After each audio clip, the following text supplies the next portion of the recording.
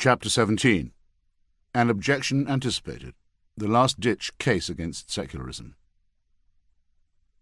If I cannot definitively prove that the usefulness of religion is in the past, and that its foundational books are transparent fables, and that it is a man-made imposition, and that it has been an enemy of science and inquiry, and that it has subsisted largely on lies and fears, and been the accomplice of ignorance and guilt as well as of slavery, genocide, racism, and tyranny, I can most certainly claim that religion is now fully aware of these criticisms. It is also fully aware of the ever-mounting evidence concerning the origins of the cosmos and the origin of species, which consign it to marginality, if not to irrelevance. I have tried to deal with most faith-based objections as they occur in the unfolding argument, but there is one remaining argument that one may not avoid. When the worst has been said about the Inquisition and the witch trials and the Crusades, and the Islamic imperial conquests and the horrors of the Old Testament, is it not true that secular and atheist regimes have committed crimes and massacres that are, in the scale of things, at least as bad, if not worse? And does not the corollary hold that men freed from religious awe will act in the most unbridled and abandoned manner? Dostoevsky, in his Brothers Karamazov, was extremely critical of religion, and lived under a despotism that was sanctified by the Church. And he also represented his character Smerdyakov as a vain and credulous and stupid figure. But Smerdyakov's maxim that if there is no God, there is no morality, understandably resonates with those who look back on the Russian Revolution through the prism of the 20th century. One could go further and say that secular totalitarianism has actually provided us with the summa of human evil. The examples most in common use, those of the Hitler and Stalin regimes, show us with terrible clarity what can happen when men usurp the role of gods. When I consult with my secular and atheist friends, I find that this has become the most common and frequent objection that they encounter from religious audiences. The point deserves a detailed reply. To begin with a slightly inexpensive observation, it is interesting to find that people of faith now seek defensively to say that they are no worse than fascists or Nazis or Stalinists. One might hope that religion had retained more sense of its dignity than that.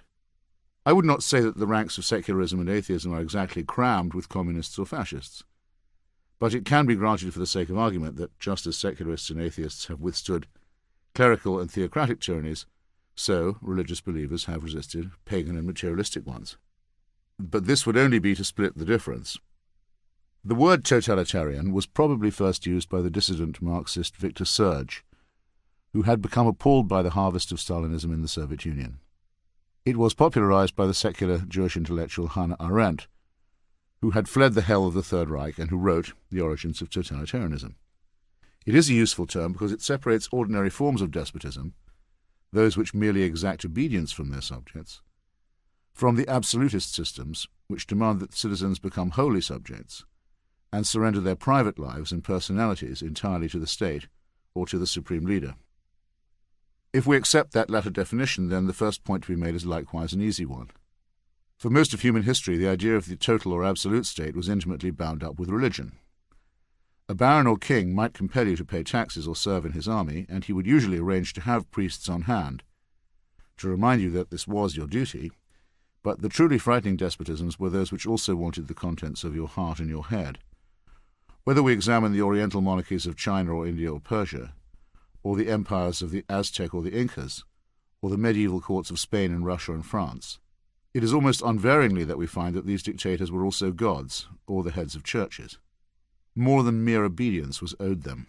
Any criticism of them was profane by definition, and millions of people lived and died in pure fear of a ruler who could select you for a sacrifice, or condemn you to eternal punishment, on a whim.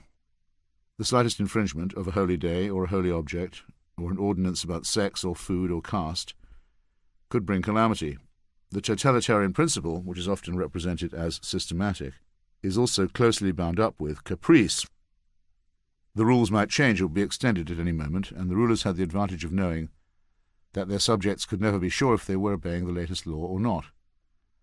We now value the few exceptions from antiquity, such as Periclean Athens with all its deformities, precisely because there were a few moments when humanity did not live in permanent terror of a Pharaoh or Nebuchadnezzar or Darius whose least word was holy law.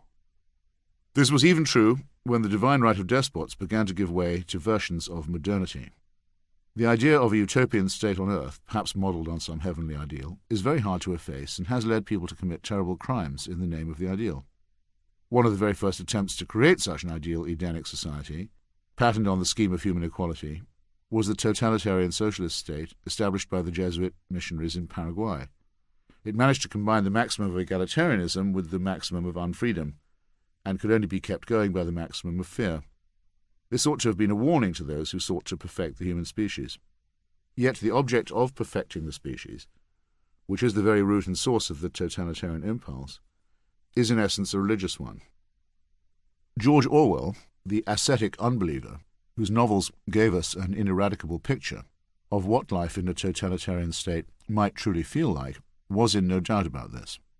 From the totalitarian point of view, he wrote in The Prevention of Literature in 1946, history is something to be created rather than learned. A totalitarian state is in effect a theocracy, and its ruling caste, in order to keep its position, has to be thought of as infallible. You will notice that he wrote this in a year when, having fought for more than a decade against fascism, he was turning his guns even more on the sympathizers of communism. In order to be a part of the totalitarian mindset, it is not necessary to wear a uniform or carry a club or a whip. It is only necessary to wish for your own subjection, and to delight in the subjection of others. What is a totalitarian system if not one where the abject glorification of the perfect leader is matched by the surrender of all privacy and individuality, especially in matters sexual, and in denunciation and punishment, for their own good, of those who transgress? The sexual element is probably decisive, in that the dullest mind can grasp what Nathaniel Hawthorne captured in The Scarlet Letter, the deep connection between repression and perversion. In the early history of mankind, the totalitarian principle was the regnant one. The state religion supplied a complete and total answer to all questions, from one's position in the social hierarchy to the rules governing diet and sex. Slave or not, the human was property, and the clerisy was the reinforcement of absolutism. Orwell's most imaginative projection of the totalitarian idea, the offensive thought crime, was a commonplace. An impure thought, let alone a heretical one, could lead to your being flayed alive. To be accused of demonic possession or contact with the evil one was to be convicted of it. Orwell's first realization of the hellishness of this came to him early in life, when he was enclosed in a hermetic school run by Christian sadists, in which it was not possible to know when you had broken the rules. Whatever you did, and however many precautions you took, the sins of which you were unaware could always be made to find you out. It was possible to leave that awful school, traumatized for life, as millions of children have been, but it is not possible, in the religious totalitarian vision, to escape this world of original sin and guilt and pain. An infinity of punishment awaits you even after you die. According to the really extreme religious totalitarians, such as John Calvin, who borrowed his awful doctrine from Augustine, an infinity of punishment can be awaiting you even before you were born. Long ago it was written which souls would be chosen or elected when the time came to divide the sheep from the goats. No appeal against this primordial sentence is possible, and no good works or professions of faith can save one who has not been fortunate enough to be picked. Calvin's Geneva was a prototypical totalitarian state, and Calvin himself a sadist and torturer and killer, who burned Servetus, one of the great thinkers and questioners of the day, while the man was still alive. The lesser wretchedness induced in Calvin's followers, compelled to waste their lives worrying if they'd been elected or not, is well caught in George Eliot's Adam Bede and in an old English plebeian satire against the other sects, from Jehovah's Witnesses to Plymouth Brethren, who dare to claim that they are of the elect, and that they alone know the exact number of those who will be plucked from the burning. We are the pure and chosen few, and all the rest are damned. There's room enough in hell for you. We don't want heaven crammed. I had an innocuous but weak-spirited uncle whose life was ruined and made miserable in just this way. Calvin may seem like a far-off figure to us, but those who used to grab and use power in his name are still among us and go by the softer names of Presbyterians and Baptists. The urge to ban and censor books, silence dissenters, condemn outsiders, invade the private sphere, and invoke an exclusive salvation is the very essence of the totalitarian. The fatalism of Islam, which believes that all is arranged by Allah in advance, has some points of resemblance in its utter denial of human autonomy and liberty, as well as in its arrogant and insufferable belief that its faith already contains everything that anyone might ever need to know. Thus, When the great anti-totalitarian anthology of the 20th century came to be published in 1950, its two editors realized that it could only have one possible name. They called it The God That Failed. I slightly knew and sometimes worked for one of these two men, the British socialist Richard Crossman. As he wrote in his introduction to the book, "For the intellectual, material comforts are relatively unimportant. What he cares about most is spiritual freedom. The strength of the Catholic Church has always been that it demands the sacrifice of that freedom uncompromisingly, and condemns spiritual pride as a deadly sin.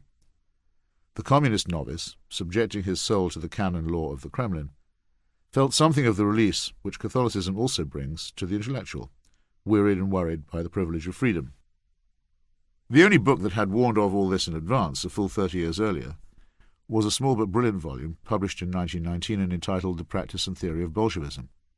Long before Arthur Koestler and Richard Crossman had begun to survey the wreckage in retrospect, the whole disaster was being predicted in terms that still command admiration for their prescience. The mordant analyst of the new religion was Bertrand Russell, whose atheism made him more far-seeing than many naive Christian socialists who claimed to detect in Russia the beginnings of a new paradise on earth. He was also more far-seeing than the Anglican Christian establishment in his native England, whose newspaper of record, the London Times, took the view that the Russian Revolution could be explained by the protocols of the learned elders of Zion. This revolting fabrication by Russian Orthodox secret policemen was republished by Eyre and Spottiswoode, the official printers to the Church of England. Given its own record of succumbing to and of promulgating dictatorship on earth and absolute control in the life to come, how did religion confront the secular totalitarians of our time? One should first consider in order fascism, Nazism, and Stalinism. Fascism, the precursor and model of National Socialism, was a movement that believed in an organic and corporate society, presided over by a leader or guide. The fasces, symbol of the lictors or enforcers of ancient Rome, were a bundle of rods tied around an axe that stood for unity and authority. Arising out of the misery and humiliation of the First World War, fascist movements were in favour of the defence of traditional values against Bolshevism and upheld nationalism and piety. It is probably not a coincidence that they arose first and most excitedly in Catholic countries, and it is certainly not a coincidence that the Catholic Church was generally sympathetic to fascism as an idea. Not only did the Church regard communism as a lethal foe, but it also saw its old Jewish enemy in the most senior ranks of Lenin's party. Benito Mussolini had barely seized power in Italy before the Vatican made an official treaty with him, known as the Lateran Pact of 1929. Under the terms of this deal, Catholicism became the only recognized religion in Italy, with monopoly powers over matters such as birth, marriage, death, and education, and in return urged its followers to vote for Mussolini's party. Pope Pius XI described Il Duce, the leader, as a man sent by Providence. Elections were not to be a feature of Italian life for very long, but the Church nonetheless brought about the dissolution of lay Catholic centrist parties and helped sponsor a pseudo-party called Catholic Action, which was emulated in several countries. Across southern Europe, the Church was a reliable ally in the instatement of fascist regimes in Spain, Portugal, and Croatia. General Franco in Spain was allowed to call his invasion of the country and his destruction of its elected republic by the honorific title La Cruzada, or the Crusade. The Vatican either supported or refused to criticize Mussolini's operatic attempt to recreate a pastiche of the Roman Empire by his invasions of Libya, Abyssinia, today's Ethiopia, and Albania, these territories being populated either by non-Christians or by the wrong kind of Eastern Christian. Mussolini even gave, as one of his justifications for the use of poison gas and other gruesome measures in Abyssinia, the persistence of its inhabitants in the heresy of monophysitism, an incorrect dogma of the Incarnation that had been condemned by Pope Leo and the Council of Chalcedon in the year 451. In Central and Eastern Europe the picture was hardly better. The extreme right-wing military coup in Hungary, led by Admiral Horthy, was warmly endorsed by the Church, as were similar fascistic movements in Slovakia and Austria. The Nazi puppet regime in Slovakia was actually led by a man in holy orders named Father Tiso. The Cardinal of Austria proclaimed his enthusiasm at Hitler's takeover of his country at the time of the Anschluss. In France, the extreme right adopted the slogan of Meilleur Hitler que Blum, in other words, better to have a German racist dictator than an elected French socialist Jew. Catholic fascist organizations such as Charles Maurras's Action Française and the Croix de Feu, campaigned violently against French democracy and made no bones about their grievance, which was the way in which France had been going downhill since the acquittal of the Jewish captain Alfred Dreyfus in 1899. When the German conquest of France arrived, these forces eagerly collaborated in the rounding up and murder of French Jews, as well as in the deportation to forced labour of a huge number of other Frenchmen. The Vichy regime conceded to clericalism by wiping the slogan of 1789, Liberté, Égalité, Fraternité, off the national currency and replacing it with the Christian ideal motto of Famille, Travail, Patrie. Even in a country like England, where fascist sympathies were far less prevalent, they still managed to get an audience in respectable circles by the agency of Catholic intellectuals such as T.S. Eliot and Evelyn Waugh. In neighbouring Ireland, the Blue Shirt movement of General O'Duffy, which sent volunteers to fight for Franco in Spain, was little more than a dependency of the Catholic Church. As late as April 1945, on the news of the death of Hitler, President Eamon de Valera put on his top hat, called for the state coach, and went to the German embassy in Dublin to offer his official condolences. Attitudes like this meant that several Catholic-dominated states, from Ireland to Spain to Portugal, were ineligible to join the United Nations when it was first founded.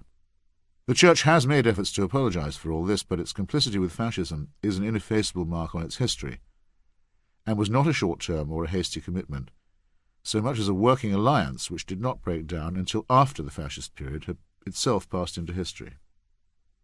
The case of the Church's surrender to German National Socialism is considerably more complicated but not very much more elevating. Despite sharing two important principles with Hitler's movement, those of anti-Semitism and anti-communism, the Vatican could see that Nazism represented a challenge to itself as well. In the first place, it was a quasi-pagan phenomenon which in the long run sought to replace Christianity with pseudo-Nordic blood rites and sinister race myths based upon the fantasy of Aryan superiority. In the second place, it advocated an exterminationist attitude to the unwell, the unfit, and the insane, and began quite early on to apply this policy not to Jews but to Germans. To the credit of the Church, it must be said that its German pulpits denounced this hideous eugenic culling from a very early date. But if ethical principle had been the guide, the Vatican would not have had to spend the next 50 years vainly trying to account for, or apologize for, its contemptible passivity and inaction. Passivity and inaction, in fact, may be the wrong choice of words here. To decide to do nothing is itself a policy and a decision, and it is unfortunately easy to record and explain the Church's alignment in terms of a realpolitik that sought not the defeat of Nazism, but an accommodation with it. The very first diplomatic accord undertaken by Hitler's government was consummated on July 8, 1933, a few months after the seizure of power, and took the form of a treaty with the Vatican. In return for unchallenged control of the education of Catholic children in Germany, the dropping of Nazi propaganda against the abuses inflicted in Catholic schools and orphanages, and the concession of other privileges to the Church, the Holy See instructed the Catholic Centre Party to disband and brusquely ordered German Catholics to abstain from any political activity on any subject that the regime chose to define as off-limits. At the first meeting of his cabinet after this capitulation was signed, Hitler announced that these new circumstances would be especially significant in the struggle against international Jewry. He was not wrong about this. In fact, he could have been excused for disbelieving his own luck. The 23 million Catholics living in the Third Reich, many of whom had shown great individual courage in resisting the rise of Nazism, had been gutted and gelded as a political force. Their own Holy Father had in effect told them to render everything unto the worst Caesar in human history. From then on, parish records were made available to the Nazi state in order to establish who was and who was not racially pure enough to survive endless persecution under the Nuremberg laws. Not the least appalling consequence of this moral surrender was the parallel moral collapse of the German Protestants, who sought to preempt a special status for Catholics by publishing their own accommodation with the Führer. None of the Protestant churches, however, went as far as the Catholic hierarchy in ordering an annual celebration for Hitler's birthday on April the 20th. On this auspicious date, on papal instructions, the Cardinal of Berlin regularly transmitted warmest congratulations to the Führer in the name of the bishops and dioceses of Germany. These plaudits to be accompanied by the fervent prayers which the Catholics of Germany are sending to heaven on their altars. The order was obeyed and faithfully carried out. To be fair, this disgraceful tradition was not inaugurated until 1939, in which year there was a change of papacy. And to be fair again, Pope Pius XI had always harboured the most profound misgivings about the Hitler system, and its evident capacity for radical evil. During Hitler's first visit to Rome, for example, the Holy Father rather ostentatiously took himself out of town to the papal retreat at Castel Gandolfo. However, this ailing and weak pope was continually outpointed throughout the 1930s by his Secretary of State, Eugenio Pacelli. We have good reason to think that at least one papal encyclical, expressing at least a modicum of concern about the maltreatment of Europe's Jews, was readied by His Holiness but suppressed by Pacelli, who had another strategy in mind. We now know Pacelli as Pope Pius XII, who succeeded to the office after the death of his former superior in February 1939. 4 days after his election by the College of Cardinals, His Holiness composed the following letter to Berlin. To the illustrious Herr Adolf Hitler, Führer and Chancellor of the German Reich. Here at the beginning of our pontificate we wish to assure you that we remain devoted to the spiritual welfare of the German people entrusted to your leadership. During the many years we spent in Germany, we did all in our power to establish harmonious relations between Church and State. Now that the responsibilities of our pastoral function have increased our opportunities, how much more ardently do we pray to reach that goal. May the prosperity of the German people and their progress in every domain come, with God's help, to fruition. Within 6 years of this evil and fatuous message, the once prosperous and civilized people of Germany could gaze around themselves and see hardly one brick piled upon another, as the godless Red Army swept toward Berlin. But I mention this conjuncture for another reason. Believers are supposed to hold that the Pope is the Vicar of Christ on earth and the keeper of the keys of St. Peter. They are, of course, free to believe this, and to believe that God decides when to end the tenure of one Pope or, more important, to inaugurate the tenure of another. This would involve believing in the death of an anti-Nazi Pope and the accession of a pro-Nazi one as a matter of divine will a few months before Hitler's invasion of Poland and the opening of the Second World War. Studying that war, one can perhaps accept that 25% of the SS were practicing Catholics, and that no Catholic was ever even threatened with excommunication for participating in war crimes. Joseph Goebbels was excommunicated, but that was earlier on, and he had, after all, brought it on himself for the offence of marrying a Protestant. Human beings and institutions are imperfect, to be sure, but there could be no clearer or more vivid proof that holy institutions are man-made. The collusion continued even after the war, as wanted Nazi criminals were spirited to South America by the infamous Rat Line. It was the Vatican itself, with its ability to provide passports, documents, money and contacts, which organized the escape network, and also the necessary shelter and succor at the other end. Bad as this was in itself, it also involved another collaboration with extreme-right dictatorships in the Southern Hemisphere, many of them organized on the fascist model. Fugitive torturers and murderers like Klaus Barbie often found themselves second careers as servants of these regimes, which until they began to collapse in the last decades of the 20th century, had also enjoyed a steady relationship of support from the local Catholic clergy. The connection of the Church to fascism and Nazism actually outlasted the Third Reich itself. Many Christians gave their lives to protect their fellow creatures in this midnight of the century, but the chance that they did so on orders from any priesthood is statistically almost negligible. This is why we revere the memory of the very few believers like Dietrich Bonhoeffer and Martin Niemöller, who acted in accordance only with the dictates of conscience. The papacy took until the 1980s to find a candidate for sainthood in the context of the final solution, and even then could only identify a rather ambivalent priest who, after a long record of political anti-Semitism in Poland, had apparently behaved nobly in Auschwitz. An earlier nominee, a simple Austrian named Franz Jägerstatter, was unfortunately unqualified. He had indeed refused to join Hitler's army, on the grounds that he was under higher orders to love his neighbour, but while in prison facing execution had been visited by his confessors, who told him that he ought to be obeying the law. The secular left in Europe comes far better out of the anti-Nazi struggle than that, even if many of its adherents believed that there was a workers' paradise beyond the Ural Mountains. It is often forgotten that the Axis triad included another member, the Empire of Japan, which had not only a religious person as its head of state, but an actual deity. If the appalling heresy of believing that Emperor Hirohito was God was ever denounced from any German or Italian pulpit or by any prelate, I have been unable to discover the fact. In the sacred name of this ridiculously overrated mammal, huge areas of China and Indochina and the Pacific were plundered and enslaved. In his name, too, millions of indoctrinated Japanese were martyred and sacrificed. So imposing and hysterical was the cult of this god-king that it was believed that the whole Japanese people might resort to suicide if his person was threatened at the end of the war. It was accordingly decided that he could stay on, but that he would henceforward have to claim to be an emperor only and perhaps somewhat divine, but not strictly speaking a god. This deference to the strength of religious opinion must involve the admission that faith and worship can make people behave very badly indeed. Thus, those who invoke secular tyranny in contrast to religion are hoping that we will forget two things: the connection between the Christian churches and fascism, and the capitulation of the churches to National Socialism. This is not just my assertion. It has been admitted by the religious authorities themselves. Their poor conscience on the point is illustrated by a piece of bad faith that one still has to combat. On religious websites and in religious propaganda you may come across a statement purportedly made by Albert Einstein in 1940.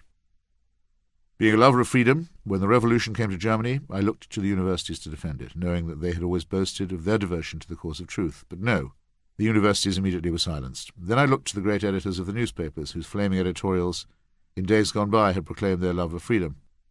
But they, like the universities, were silenced in a few short weeks. Only the Church stood squarely across the path of Hitler's campaign for suppressing truth. I never had any special interest in the Church before, but now I feel a great affection and admiration because the Church alone has had the courage and persistence to stand for intellectual truth and moral freedom. I am forced thus to confess that what I once despised I now praise unreservedly. Originally printed in Time magazine without any verifiable attribution, this supposed statement was once cited in a national broadcast by the famous American Catholic spokesman and cleric Fulton Sheen, and remains in circulation. As the analyst William Waterhouse has pointed out, it does not sound like Einstein at all. Its rhetoric is too florid, for one thing. It makes no mention of the persecution of the Jews, and it makes the cool and careful Einstein look silly, in that he claims to have once despised something in which he also never had any special interest. There is another difficulty, in that the statement never appears in any anthology of Einstein's written or spoken remarks. Eventually, Waterhouse was able to find an unpublished letter in the Einstein archives in Jerusalem, in which the old man, in 1947, complained of having once made a remark praising some German churchmen, not churches, which had since been exaggerated beyond all recognition. Anyone wanting to know what Einstein did say in the early days of Hitler's barbarism can easily look him up.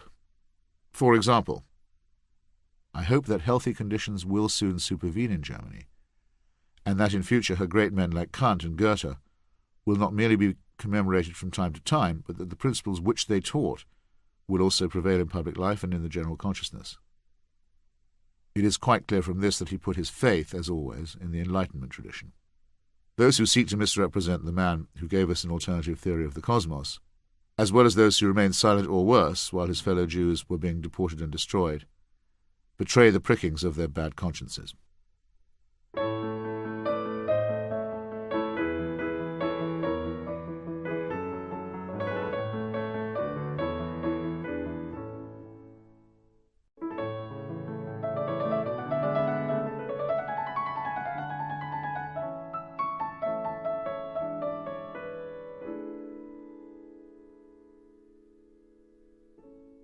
Turning to Soviet and Chinese Stalinism, with its exorbitant cult of personality and depraved indifference to human life and human rights, one cannot expect to find too much overlap with pre-existing religions. For one thing, the Russian Orthodox Church had been the main prop of the Tsarist autocracy, while the Tsar himself was regarded as the formal head of the faith and something a little more than merely human. In China, the Christian churches were overwhelmingly identified with the foreign concessions extracted by imperial powers, which were among the principal causes of the revolution in the first place.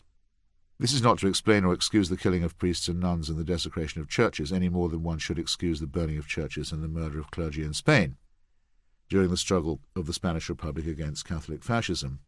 But the long association of religion with corrupt secular power has meant that most nations have to go through at least one anti-clerical phase, from Cromwell through Henry VIII to the French Revolution to the Risorgimento. And in the conditions of warfare and collapse that obtained in Russia and China, these interludes were exceptionally brutal ones. I might add, though, that no serious Christian ought to hope for the restoration of religion as it was in either country. The Church in Russia was the protector of serfdom and the author of anti-Jewish pogroms, and in China the missionary and the tight-fisted trader and concessionaire were partners in crime.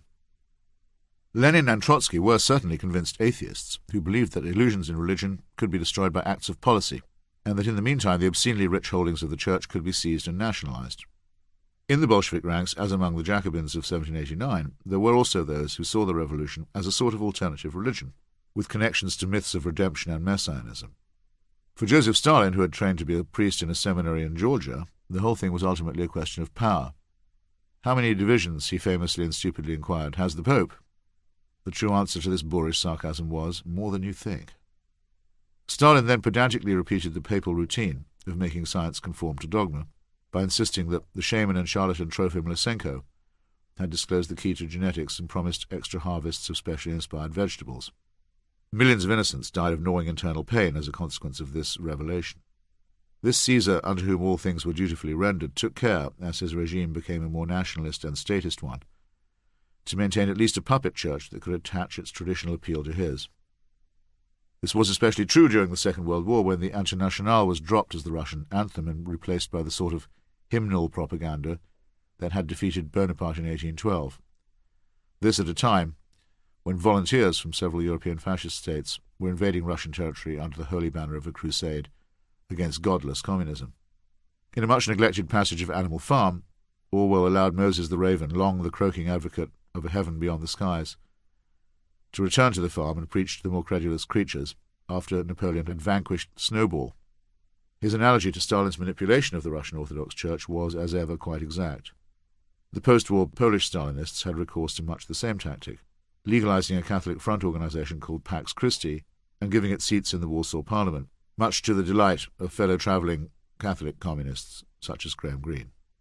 Anti-religious propaganda in the Soviet Union was of the most banal materialist sort. A shrine to Lenin often had stained glass, while in the official Museum of Atheism there was testimony offered by a Russian astronaut who had seen no god in outer space. This idiocy expressed at least as much contempt for the gullible yokels as any wonder-working icon.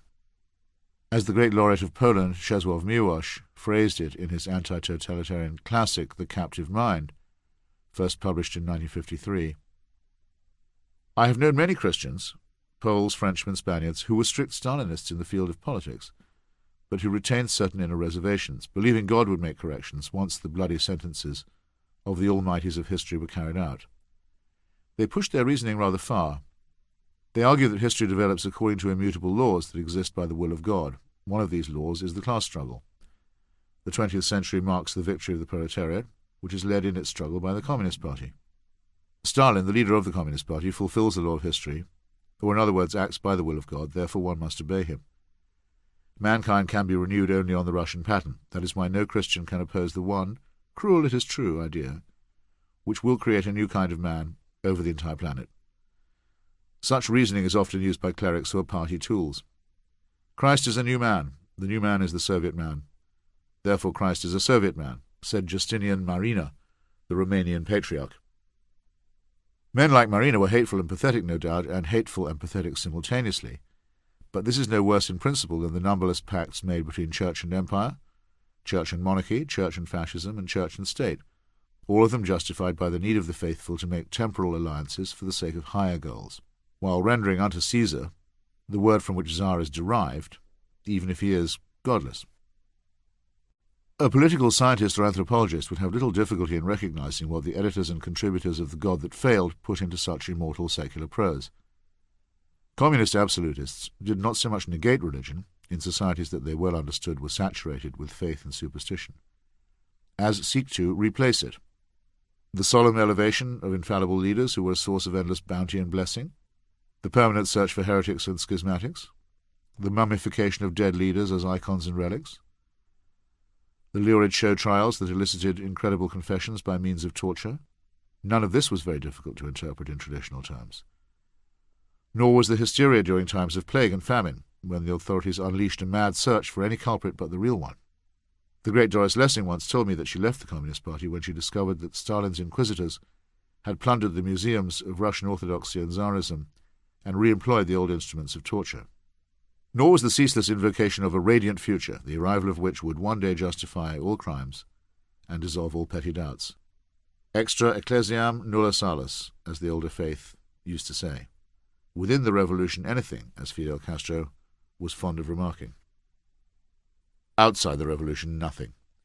Indeed, within Castro's periphery there evolved a bizarre mutation, known oxymoronically as liberation theology, where priests and even some bishops adopted alternative liturgies, enshrining the ludicrous notion that Jesus of Nazareth was really a dues-paying socialist. For a combination of good and bad reasons, Archbishop Romero of El Salvador was a man of courage and principle, in the way that some Nicaraguan base community clerics were not. The papacy put this down as a heresy. Would that it could have condemned fascism and Nazism in the same unhesitating and unambiguous tones. In a very few cases, such as Albania, communism tried to extirpate religion completely and to proclaim an entirely atheist state.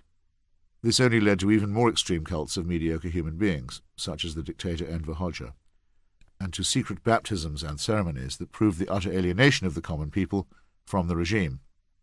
There is nothing in modern secular argument that even hints at any ban on religious observance. Sigmund Freud was quite right to describe the religious impulse in The Future of an Illusion as essentially ineradicable, until or unless the human species can conquer its fear of death and its tendency to wish-thinking.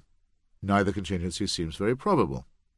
All that the totalitarians have demonstrated is that the religious impulse, the need to worship, can take even more monstrous forms if it is repressed. This might not necessarily be a compliment to our worshipping tendency. In the early months of this century I made a visit to North Korea. Here, contained within a hermetic quadrilateral of territory, enclosed either by sea or by near impenetrable frontiers, is a land entirely given over to adulation. Every waking moment of the citizen, the subject, is consecrated to praise of the Supreme Being and his Father. Every schoolroom resounds with it, every film and opera and play is devoted to it, every radio and television transmission is given up to it. So are all books and magazines and newspaper articles, all sporting events and all workplaces. I used to wonder what it would be like to have to sing everlasting praises, and now I know. Nor is the devil forgotten. The unsleeping evil of outsiders and unbelievers is warded off with a perpetual vigilance, which includes daily moments of ritual in the workplace in which hatred of the other is inculcated.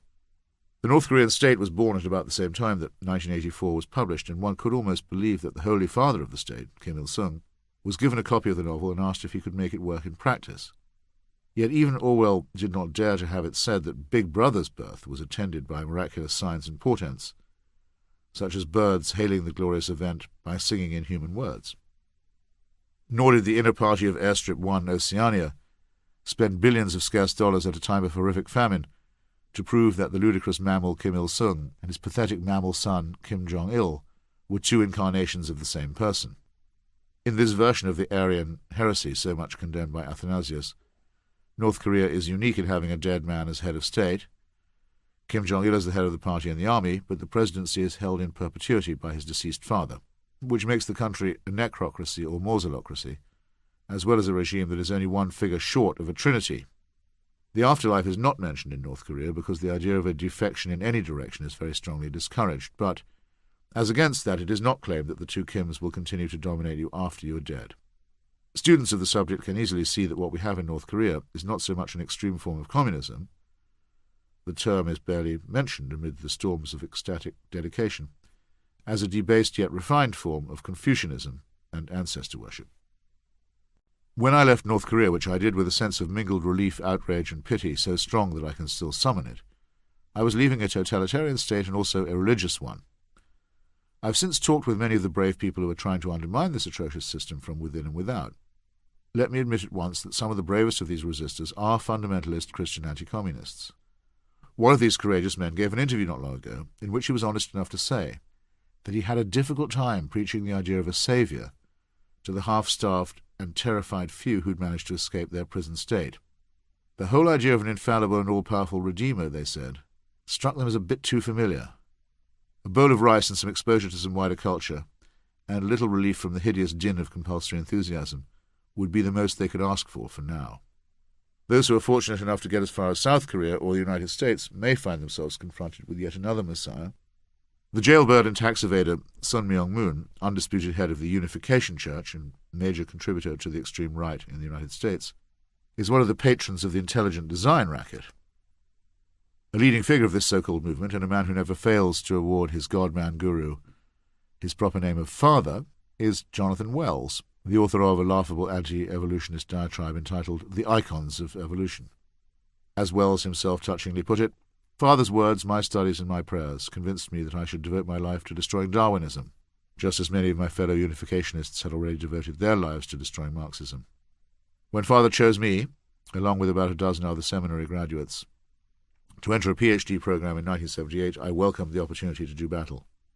Mr. Wells's book is unlikely even to rate a footnote in the history of Piffle, but having seen fatherhood at work in both of the two careers, I have an idea of what the burned-over district of upstate New York must have looked and felt like when the believers had everything their own way. Religion, even at its meekest, has to admit that what it is proposing is a total solution, in which faith must be to some extent blind, and in which all aspects of the private and public life must be submitted to a permanent higher supervision.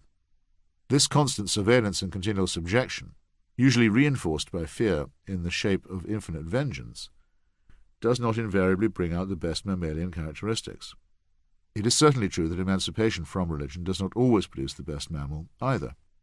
To take two salient examples, one of the greatest and most enlightening scientists of the 20th century, J.D. Bernal, was an abject votary of Stalin and wasted much of his life defending the crimes of his leader. H.L. Mencken, one of the best satirists of religion, was too keen on Nietzsche and advocated a form of social Darwinism which included eugenics and a contempt for the weak and sick. He also had a soft spot for Adolf Hitler and wrote an unpardonably indulgent review of Mein Kampf. Humanism has many crimes for which to apologize, but it can apologize for them, and also correct them, in its own terms and without having to shake or challenge the basis of any unalterable system of belief. Totalitarian systems, whatever outward form they may take, are fundamentalist and, as we would now say, faith-based. In her magisterial examination of the totalitarian phenomenon, Hannah Arendt was not merely being a tribalist when she gave a special place to anti-Semitism. The idea that a group of people, whether defined as a nation or as a religion, could be condemned for all time and without the possibility of an appeal was, and is, essentially a totalitarian one.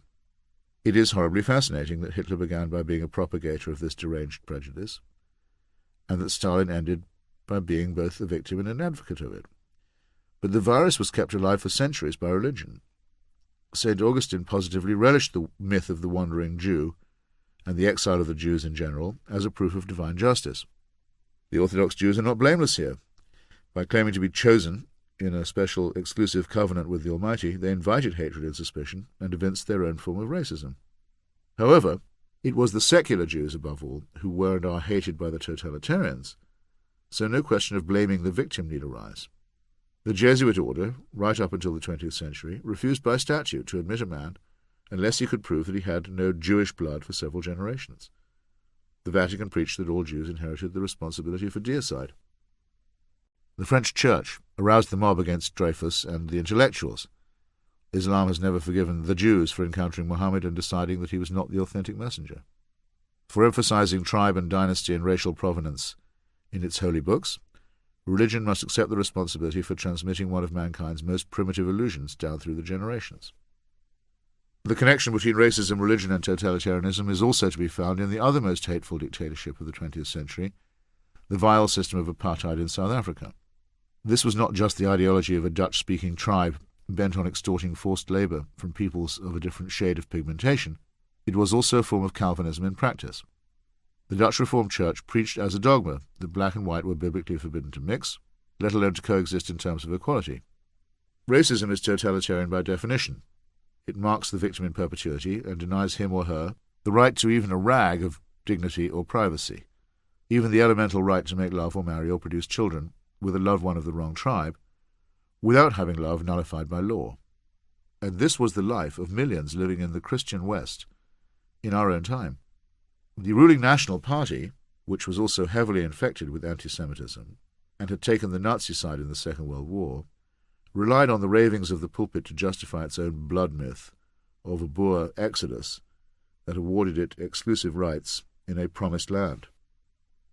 As a result, an Afrikaner permutation of Zionism created a backward and despotic state, in which the rights of all other peoples were abolished, and which eventually the survival of Afrikaners themselves was threatened by corruption, chaos, and brutality. At that point, the bovine elders of the Church had a revelation which allowed the gradual abandonment of apartheid.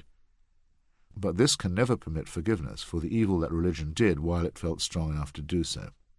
It is to the credit of many secular Christians and Jews, and many atheist and agnostic militants of the African National Congress, that South African society was saved from complete barbarism and implosion. The last century saw many other improvisations on the old idea of a dictatorship, that could take care of more than merely secular or everyday problems. These ranged from the mildly offensive and insulting. The Greek Orthodox Church baptized the usurping military junta of 1967 with its eye shades and steel helmets as a Greece for Christian Greeks, to the all-enslaving Angkar of the Khmer Rouge in Cambodia, which sought its authority in prehistoric temples and legends. Their sometime friend and sometime rival, the aforementioned King Sihanouk, who took a playboy's refuge under the protection of the Chinese Stalinists, was also adept at being a god-king when it suited him. In between lies the Shah of Iran, who claimed to be the shadow of God, as well as the light of the Aryans, and who repressed the secular opposition and took extreme care to be represented as the guardian of the Shiite shrines. His megalomania was succeeded by one of its close cousins, the Khomeiniist heresy of the Velayat-e Faqih, or total societal control by mullahs, who also display their deceased leader as their founder and assert that his holy words can never be rescinded.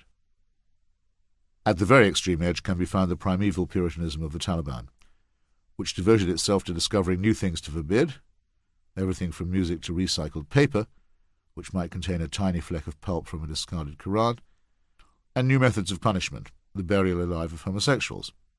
The alternative to these grotesque phenomena is not the chimera of secular dictatorship, but the defence of secular pluralism and of the right not to believe or be compelled to believe. This defence has now become an urgent and inescapable responsibility, a matter of survival.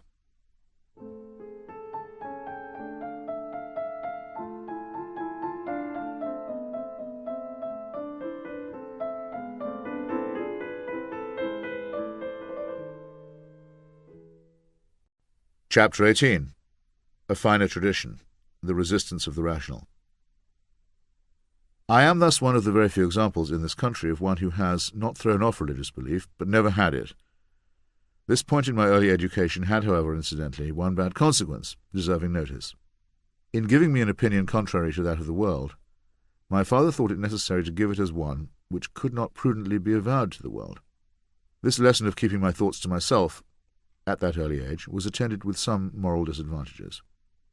John Stuart Mill, Autobiography. Le silence éternel de ces espaces infinis m'effraie. The eternal silence of these infinite spaces makes me afraid. Blaise Pascal, Pensée. The Book of Psalms can be deceiving. The celebrated opening of Psalm 121, for example, I shall lift up mine eyes unto the hills, from whence cometh my help, is rendered in English as a statement, but in the original takes the form of a question. Where is the help coming from? Never fear, the glib answer is that the believers will be immune from all danger and suffering. Whoever the psalmist turns out to have been, he was obviously pleased enough with the polish and address of Psalm 14 to repeat it virtually word for word as Psalm 53. Both versions begin with the identical statement that the fool has said in his heart, there is no God. For some reason, this null remark is considered significant enough to be recycled throughout all religious apologetics. All that we can tell for sure from the otherwise meaningless assertion is that unbelief, not just heresy and backsliding, but unbelief, must have been known to exist even in that remote epoch. Given the then absolute rule of unchallenged and brutally punitive faith, it would perhaps have been a fool who did not keep this conclusion buried deep inside himself, in which case it would be interesting to know how the psalmist knew it was there. Dissidents used to be locked up in Soviet lunatic asylums for reformist delusions, it being quite naturally and reasonably assumed that anybody mad enough to propose reforms had lost all sense of self-preservation. Our species will never run out of fools, but I dare say that there have been at least as many credulous idiots who professed faith in God as there have been dolts and simpletons who concluded otherwise. It might be immodest to suggest that the odds rather favour the intelligence and curiosity of the atheists, but it is the case that some humans have always noticed the improbability of God, the evil done in his name, the likelihood that he is man-made, and the availability of less harmful alternative beliefs and explanations. We cannot know the names of all these men and women because they have in all times and at all places been subject to ruthless repression. For the identical reason, nor can we know how many ostensibly devout people were secretly unbelievers. As late as the 18th and 19th centuries, in relatively free societies such as Britain and the United States, unbelievers as secure and prosperous as James Mill and Benjamin Franklin felt it advisable to keep their opinions private. Thus, when we read of the glories of Christian devotional painting and architecture, or Islamic astronomy and medicine, we are talking about advances of civilization and culture, some of them anticipated by Aztecs and Chinese, that have as much to do with faith as their predecessors had to do with human sacrifice and imperialism. And we have no means of knowing, except in a very few special cases, how many of these architects and painters and scientists were preserving their innermost thoughts from the scrutiny of the godly. Galileo might have been unmolested in his telescopic work if he had not been so unwise as to admit that it had cosmological implications. Doubt, skepticism, and outright unbelief have always taken the same essential form as they do today. There were always observations on the natural order which took notice of the absence or needlessness of a prime mover. There were always shrewd comments on the way in which religion reflected human wishes or human designs. It was never that difficult to see that religion was a cause of hatred and conflict, and that its maintenance depended upon ignorance and superstition. Satirists and poets, as well as philosophers and men of science, were capable of pointing out that if triangles had gods, their gods would have three sides, just as Thracian gods had blonde hair and blue eyes. The original collision between our reasoning faculties and any form of organized faith, though it must have occurred before in the minds of many, is probably exemplified in the trial of Socrates in 399 BC. It does not matter at all to me that we have no absolute certainty that Socrates even existed. The records of his life and his words are second-hand, almost, but not quite as much as are the books of the Jewish and Christian Bible and the Hadiths of Islam. Philosophy, however, has no need of such demonstrations because it does not deal in revealed wisdom. As it happens, we have some plausible accounts of the life in question. A Stoic soldier, somewhat resembling Schweik in appearance, a shrewish wife, a tendency to attacks of catalepsy, and these will do. On the word of Plato, who was perhaps an eyewitness, we may accept that during a time of paranoia and tyranny in Athens, Socrates was indicted for godlessness and knew his life to be forfeit. The noble words of the Apology also make it plain that he did not care to save himself by affirming, like a later man faced with an inquisition, anything that he did not believe. Even though he was not in fact an atheist, he was quite correctly considered unsound for his advocacy of free thought and unrestricted inquiry, and his refusal to give assent to any dogma. All he really knew, he said, was the extent of his own ignorance. This to me is still the definition of an educated person. According to Plato, this great Athenian was quite content to observe the customary rites of the city, testified that the Delphic oracle had instructed him to become a philosopher, and on his deathbed, condemned to swallow the hemlock, spoke of a possible afterlife in which those who had thrown off the world by mental exercise might yet continue to lead an existence of pure mind. But even then he remembered, as always, to qualify himself by adding that this might well not be the case. The question, as always, was worth pursuing. Philosophy begins where religion ends, just as by analogy chemistry begins where alchemy runs out and astronomy takes the place of astrology. From Socrates also we can learn how to argue two things that are of the highest importance. The first is that conscience is innate. The second is that the dogmatic faithful can easily be outpointed and satirized by one who pretends to take their preachings at face value. Socrates believed that he had a daemon or oracle or internal guide whose good opinion was worth having. Everybody but the psychopath has this feeling to a greater or lesser extent. Adam Smith described a permanent partner in an inaudible conversation who acted as a check and scrutineer. Sigmund Freud wrote that the voice of reason was small but very persistent. C.S. Lewis tried to prove too much by opining that the presence of a conscience indicated the divine spark. Modern vernacular describes conscience, not too badly, as whatever it is that makes us behave well when nobody's looking.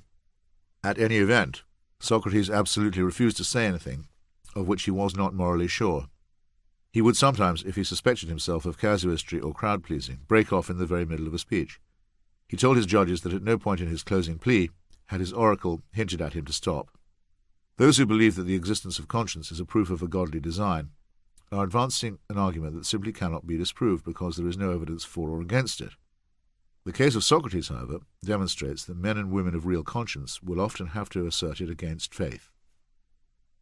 He was facing death but had the option, even if convicted, of a lesser sentence if he chose to plead for it. In almost insulting tones, he offered to pay a negligible fine instead.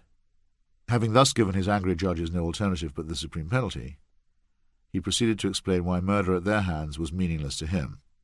Death had no terror. It was either perpetual rest or the chance of immortality, and even of communion with great Greeks like Orpheus and Homer, who had predeceased him. In such a happy case, he observed dryly, one might even wish to die and die again. It need not matter to us that the Delphic oracle is no more, and that Orpheus and Homer are mythical.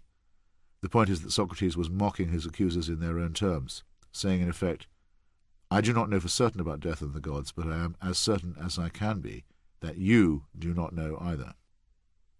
Some of the anti-religious effects of Socrates and his gentle but relentless questioning can be gauged from a play that was written and performed in his own lifetime.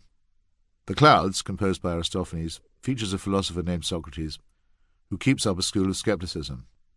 A nearby farmer manages to come up with all the usual dull questions asked by the faithful. For one thing, if there is no Zeus, who brings the rain to water the crops? Inviting the man to use his head for a second, Socrates points out that if Zeus could make it rain, there would or could be rain from cloudless skies. Since this does not happen, it might be wiser to conclude that the clouds are the cause of the rainfall. All right then, says the farmer, who moves the clouds into position? That must surely be Zeus. Not so, says Socrates, who explains about winds and heat. Well, in that case, replies the old rustic, where does the lightning come from, to punish liars and other wrongdoers? The lightning, it is gently pointed out to him, doesn't seem to discriminate between the just and the unjust. Indeed, it has often been noticed to strike the temples of Olympian Zeus himself. This is enough to win the farmer over, though he later recants his impiety and burns down the school with Socrates inside it. Many are the freethinkers who have gone the same way, or escaped very narrowly. All major confrontations over the right to free thought, free speech, and free inquiry have taken the same form, of a religious attempt to assert the literal and limited mind over the ironic and inquiring one.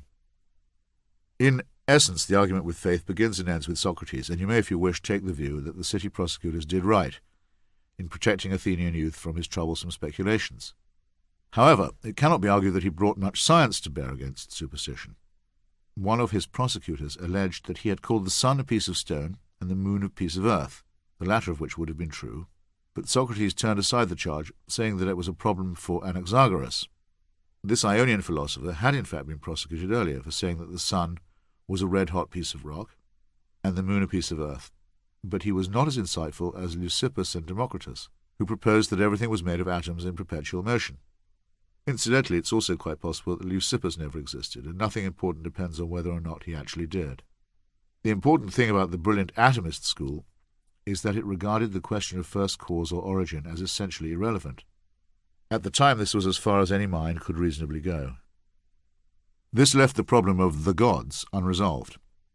Epicurus, who took up the theory of Democritus concerning atoms, could not quite disbelieve in their existence, but he did find it impossible to convince himself that the gods played any role in human affairs.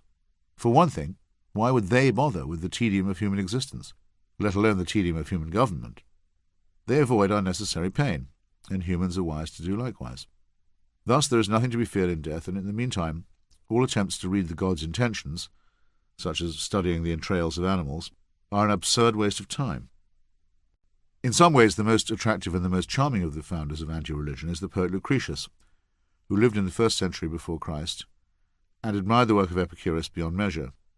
Reacting to a revival of ancient worship by the Emperor Augustus, he composed a witty and brilliant poem entitled De Rerum Natura, or On the Nature of Things.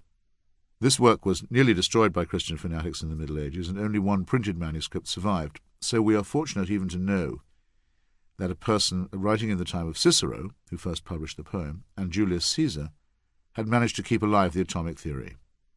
Lucretius anticipated David Hume in saying that the prospect of future annihilation was no worse than the contemplation of the nothingness from which one came, and also anticipated Freud in ridiculing the idea of prearranged burial rites and memorials, all of them expressing the vain and useless wish to be present in some way at one's own funeral. Following Aristophanes, he thought that the weather was its own explanation, and that nature, rid of all gods, did the work that foolish and self-centered people imagined to be divinely inspired, or directed at their puny selves. Who can wheel all the starry spheres and blow over all land the fruitful warmth from above, be ready in all places and all times, gather black clouds and shake the quiet sky with terrible thunder, to hurl down bolts which often rattle his own shrines, to rage in the desert, retreating for target drill, so that his shafts can pass the guilty by and slay the innocent? Atomism was viciously persecuted throughout Christian Europe for many centuries, on the not unreasonable ground that it offered a far better explanation of the natural world than did religion. But like a tenuous thread of thought, the work of Lucretius managed to persist in a few learned minds. Sir Isaac Newton may have been a believer in all sorts of pseudo-science as well as in Christianity, but when he came to set out his Principia, he included 90 lines of De Rerum Natura in the early drafts. Galileo's 1623 volume Saggiatori, while it does not acknowledge Epicurus, was so dependent on his atomic theories that both its friends and its critics referred to it as an Epicurean book. In view of the terror imposed by religion on science and scholarship throughout the early Christian centuries, Augustine maintained that the pagan gods did exist, but only as devils, and that the earth was less than 6,000 years old, and the fact that most intelligent people found it prudent to make an outward show of conformity. One need not be surprised that the revival of philosophy was often expressed in quasi-devout terms. Those who followed the various schools of philosophy that were permitted in Andalusia during its brief flowering, a synthesis between Aristotelianism, Judaism, Christianity, and Islam, were permitted to speculate about duality in truth and a possible balance between reason and revelation. This concept of double truth was advanced by supporters of Averroes, but strongly opposed by the Church for obvious reasons. Francis Bacon, writing during the reign of Queen Elizabeth, liked to say, perhaps following Tertullian's assertion that the greater the absurdity, the stronger his belief in it, that faith is at its greatest when its teachings are least amenable to reason. Pierre Bayle, writing a few decades later, was fond of stating all the claims of reason against a given belief, only to add, so much the greater is the triumph of faith in nevertheless believing. We can be fairly sure that he did not do this merely in order to escape punishment. The time when irony would punish and confuse the literal and the fanatical was about to dawn. But this was not to happen without many revenges and rearguard actions from the literal and the fanatical. For a brief but splendid time in the 17th century, the staunch little nation of Holland was the tolerant host of many freethinkers, such as Bayle, who moved there to be safe, and René Descartes, who moved there for the same reason. It was also the birthplace 1 year before the arraignment of Galileo by the Inquisition of the great Baruch Spinoza, a son of the Spanish and Portuguese Jewry who had themselves originally emigrated to Holland to be free of persecution. On July 27, 1656, the elders of the Amsterdam synagogue made the following harem, or damnation, or fatwa, concerning his work. With the judgment of the angels and of the saints, we excommunicate, cut off, curse, and anathematize Baruch de Spinoza, with the consent of the elders and of all this holy congregation, in the presence of the holy books, by the 613 precepts which are written therein, with the anathema wherewith Joshua cursed Jericho, with the curse which Elisha laid upon the children, and with all the curses which are written in the law. Cursed be he by day, and cursed be he by night. Cursed be he in sleeping, and cursed be he in waking. Cursed in going out, and cursed in coming in. The Lord shall not pardon him. The wrath and fury of the Lord shall henceforth be kindled against this man, and shall lay upon him all the curses which are written in the book of the law. The Lord shall destroy his name under the sun, and cut him off for his undoing from all the tribes of Israel, with all the curses of the firmament which are written in the book of the law. This multiple malediction concluded with an order requiring all Jews to avoid any contact with Spinoza and to refrain on pain of punishment from reading any paper composed or written by him. Incidentally, the curse which Elisha laid upon the children refers to the highly elevating biblical story in which Elisha, annoyed by children who teased him for his baldness, called upon God to send some she-bears to rend the children limb from limb, which, so says the story, the bears dutifully did. Perhaps Thomas Paine was not wrong in saying that he could not believe in any religion that shocked the mind of a child. The Vatican and the Calvinist authorities in Holland heartily approved of this hysterical Jewish condemnation and joined in the Europe-wide suppression of all Spinoza's work. Had the man not questioned the immortality of the soul and called for the separation of church and state? Away with him!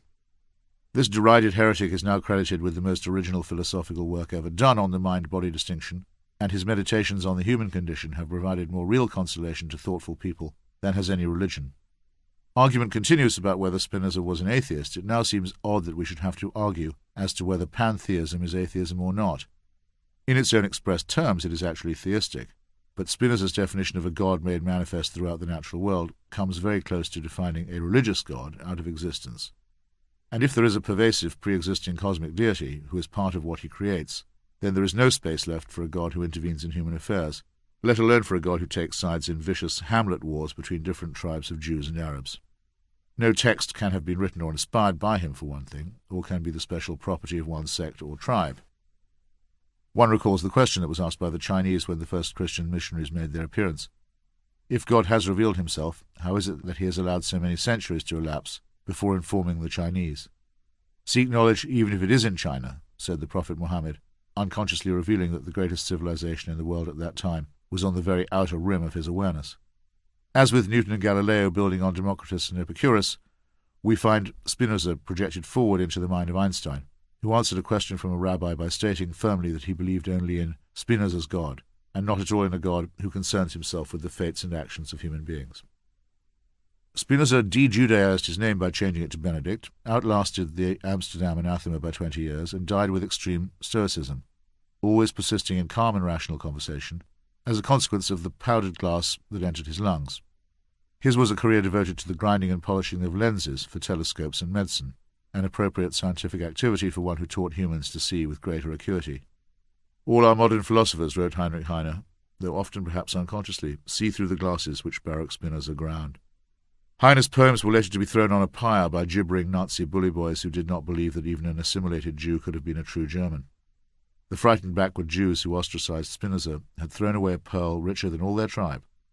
The body of their bravest son was stolen after his death, and no doubt subjected to other rituals of desecration. Spinoza had seen some of this coming. In his correspondence he would write the word calte, Latin for take care, and place a little rose underneath. This was not the only aspect of his work that was sub rosa. He gave a false name for the printer of his celebrated Tractatus, and left the author's page blank. His prohibited work, much of which might not have survived his death if not for the bravery and initiative of a friend, continued to have a subterranean existence in the writing of others. In Pierre Bayle's 1697 critical Dictionnaire, he earned the longest entry. Montesquieu's 1748 Spirit of the Laws was considered so dependent on Spinoza's writing that its author was compelled by the church authorities in France to repudiate this Jewish monster and to make a public statement announcing his belief in a Christian creator. The great French encyclopédie that came to define the Enlightenment, edited by Denis Diderot and d'Alembert, contains an immense entry on Spinoza. I do not wish to repeat the gross mistake that Christian apologists have made. They expended huge and needless effort to show that wise men who wrote before Christ were in effect prophets and prefigurations of his coming. As late as the 19th century, William Ewart Gladstone covered reams of wasted paper trying to prove this about the ancient Greeks.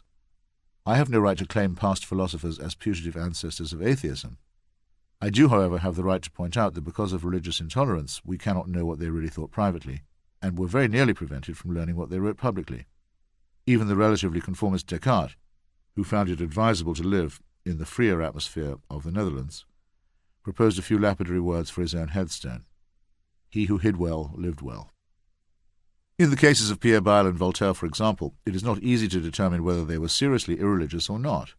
Their methods certainly tended to be irreverent and satirical, and no reader clinging to uncritical faith could come away from their works without having that faith severely shaken. These same works were the best sellers of their time, and made it impossible for the newly literate classes to go on believing in things like the literal truth of the biblical stories. Bayle in particular caused a huge but wholesome uproar when he examined the deeds of David, the supposed psalmist, and showed them to be the career of an unscrupulous bandit. He also pointed out that it was absurd to believe that religious faith caused people to conduct themselves better, or that unbelief made them behave worse. A vast accumulation of observable experience testified to this common sense, and Bayle's delineation of it is the reason why he has been praised or blamed for a bleak, surreptitious atheism. Yet he accompanied or bodyguarded this with many more orthodox affirmations, which probably allowed his successful work to enjoy a second edition. Voltaire balanced his own savage ridicule of religion with some devotional gestures, and smilingly proposed that his own tomb, how these men did rattle on about the view of their own funerals, be built so as to be half inside and half outside the church. But in one of his most celebrated defences of civil liberty and the rights of conscience, Voltaire had also seen his client, Jean Calas, broken on the wheel with hammers and then hanged for the offence of trying to convert someone in his household to Protestantism. Not even an aristocrat like himself could be counted safe, as he knew from seeing the inside of the Bastille. Let us at least not fail to keep this in mind. Immanuel Kant believed for a time that all the planets were populated and that these populations improved in character the further away they were. But even while beginning from this rather charmingly limited cosmic base, he was able to make convincing arguments against any theistic presentation that depended upon reason. He showed that the old argument from design, then as now a perennial favourite, might possibly be stretched to imply an architect, but not a creator. He overthrew the cosmological proof of God, which suggested that one's own existence must posit another necessary existence, by saying that it only restated the ontological argument. and he undid the ontological argument by challenging the simple-minded notion that if God can be conceived as an idea or stated as a predicate, he must therefore possess the quality of existence. This traditional tripe is accidentally overthrown by Penelope Lively in her much-garlanded novel Moon Tiger. Describing her daughter Lisa as a dull child, she nonetheless delights in the infant's dim but imaginative questions. "Are there dragons?" she asked. I said that there were not. "Have there ever been?" I said all the evidence was to the contrary. "But if there is a word dragon," she said, "then once there must have been dragons." Who has not protected an innocent from the disproof of such ontology? But for the sake of pith, and since we do not have all our lives to waste simply in growing up, I quote Bertrand Russell here. Kant objects that existence is not a predicate. 100 thalers that I merely imagine, he says, have all the same predicates as 100 real thalers. I have stated Kant's disproofs in reverse order so as to notice the case recorded by the Inquisition in Venice in 1573 of a man named Matteo de Vincenti, who opined on the doctrine of the real presence of Christ in the Mass that it's nonsense having to believe these things. They're stories. I would rather believe I had money in my pocket. Kant did not know of this predecessor of his among the common people, and when he switched to the more rewarding topic of ethics, he may not have known that his categorical imperative had an echo of Rabbi Hillel's golden rule. Kant's principle enjoins us to act as if the maxim of your action were to become through your will a general natural law. In this summary of mutual interest and solidarity, there's no requirement for any enforcing or supernatural authority, and why should there be? Human decency is not derived from religion, it precedes it. It is of great interest to see in the period of the 18th century Enlightenment how many great minds thought alike and intersected with each other, and also took great care to keep their opinions cautiously expressed or confined as far as possible to a circle of educated sympathizers. One of my choice instances would be that of Benjamin Franklin, who, if he did not exactly discover electricity, was certainly one of those who helped uncover its principles in practical applications. Among the latter were the lightning rod, which was to decide forever the question of whether God intervened to punish us in sudden random flashes. There is no steeple or minaret now standing that does not boast one. Announcing his invention to the public, Franklin wrote, "It has pleased God in his goodness to mankind at length to discover to them the means of securing their habitations and other buildings from mischief by thunder and lightning. The method is this." He then goes on to elaborate the common household equipment, brass wire, a knitting needle, a few small staples, that is required to accomplish the miracle. This shows perfect outward conformity with received opinion, but is embellished with a small yet obvious dig in the words, "at length." You may choose to believe, of course, that Franklin sincerely meant every word of it, and desired people to believe that he credited the Almighty with relenting after all these years and finally handing over the secret. But the echo of Prometheus, stealing the fire from the gods, is too plain to miss, and Prometheans in those days still had to be watchful.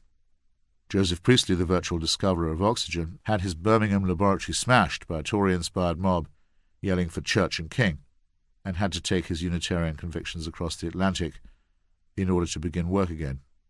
Nothing is perfect in these accounts. Franklin took as strong an interest in Freemasonry as Newton had in alchemy, and even Priestley was a devotee of the phlogiston theory. Remember that we are examining the childhood of our species. Edward Gibbon, who was revolted by what he discovered about Christianity during the labour of his massive decline and fall of the Roman Empire, dispatched an early copy to David Hume, who warned him that there would be trouble, which there was. Hume received Benjamin Franklin as a guest in Edinburgh and travelled to Paris to meet with the editors of the Encyclopédie. These sometimes flamboyantly irreligious men were at first disappointed when their careful Scottish guest remarked on the absence of atheists, and therefore on the possible absence of such a thing as atheism. They might have liked him better if they had read his dialogue concerning natural religion a decade or so later. Based on a Ciceronian dialogue, with Hume himself apparently but cautiously taking the part of Philo, the traditional arguments about the existence of God are qualified a little by the availability of more modern evidence and reasoning. Borrowing perhaps from Spinoza, much of whose own work was still only available at second hand, Hume suggested that the profession of belief in a perfectly simple and omnipresent supreme being was in fact a covert profession of atheism, because such a being could possess nothing that we could reasonably call a mind or a will. Moreover, if he did chance to possess such attributes, then the ancient inquiry of Epicurus would still stand. Is he willing to prevent evil, but not able? Then is he impotent. Is he able but not willing? Then is he malevolent. Is he both able and willing? Whence then is evil? Atheism cuts through this non-quandary like the razor of Occam. It is absurd even for a believer to imagine that God should owe him an explanation. But a believer nonetheless takes on the impossible task of interpreting the will of a person unknown, and thus brings these essentially absurd questions upon himself. Let the assumption lapse, though, and we shall see where we are and be able to apply our intelligence, which is all that we have. To the inescapable question, where do all the creatures come from, Hume's answer anticipates Darwin by saying that in effect they evolve, efficient ones survive, and the inefficient ones die out. At the close, he chose, as had Cicero, to split the difference between the deist Cleanthes and the sceptic Philo. This could have been playing it safe, as Hume tended to do, or it could have represented the apparent appeal of deism in the age before Darwin. Even the great Thomas Paine, a friend to Franklin and Jefferson, repudiated the charge of atheism that he was not afraid to invite. Indeed, he set out to expose the crimes and horrors of the Old Testament as well as the foolish myths of the New, as part of a vindication of God. No grand and noble deity, he asserted, should have such atrocities and stupidities laid to his charge. Paine's Age of Reason marks almost the first time that frank contempt for organized religion was openly expressed. It had a tremendous worldwide effect.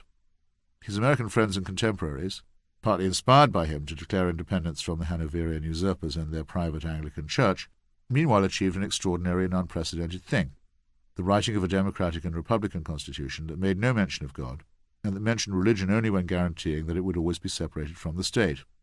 Almost all of the American founders died without any priest by their bedside, as also did Paine, who was much pestered in his last hours by religious hooligans who demanded that he accept Christ as his Saviour. Like David Hume, he declined all such consolation, and his memory has outlasted the calumnious rumour that he begged to be reconciled with the Church at the end. The mere fact that such deathbed repentances were sought by the godly, let alone subsequently fabricated, speaks volumes about the bad faith of the faith-based. Charles Darwin was born within the lifetime of Paine and Jefferson, and his work was eventually able to transcend the limitations of ignorance concerning the origin of plants and animals and other phenomena under which they had had to labour.